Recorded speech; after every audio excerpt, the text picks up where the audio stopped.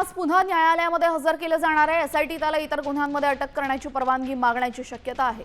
दरम्यान पीडितांचे अश्लील किंवा मॉर्फ केलेले फोटो व्हायरल करणाऱ्यांविरुद्ध सायबर पोलिसांनी गुन्हे दाखल केलेले आहेत। खरातच्या प्रकरणामधील पीडितांच्या नातेवाईकांना संपर्क साधणाऱ्यांवर सुद्धा एसआयटीची करडी नजर असणार आहे।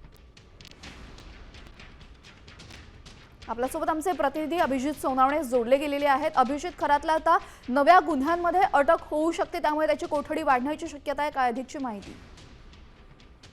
11 वाजता अशोक खरातला आता नाशिकच्या जिल्हा न्यायालयामध्ये हजर केलं जाणार आहे। आज त्याची पोलीस कोठडी संपत असल्यानं एसआयटी कडून आज पुन्हा एकदा खरातला न्यायालयात हजर केलं जाणार आहे। मात्र मागच्या वेळी ज्यावेळेस न्यायालयाने 5 दिवसांची पोलीस कोठडी खरातला दिलेली होती, त्यानंतर आणखी 5 गुन्हे खरात विरोधामध्ये दाखल झालेले आहेत। त्यामध्ये 4 महिलांच्या लैंगिक शोषणाचे आहे, तर 1 गुन्हा हा फसवणुकीचा आहे। त्यामुळे आज पुन्हा एकदा एसआयटी या सगळ्या गुन्ह्यांच्या तपासासाठी अशोक खरात याची पोलीस कोठडी मागणार असल्याची माहिती समोर येते। त्यामुळे आता कोर्ट अशोक खरातला आज पोलीस कोठडी सुनावतोय का हे पाहणं महत्त्वाचं असणार आहे। न्यायालयीन घडामोडींकडे आपलं असंच लक्ष असू द्या। तुर्तास धन्यवाद आपण दिलेल्या सविस्तर माहितीबद्दल।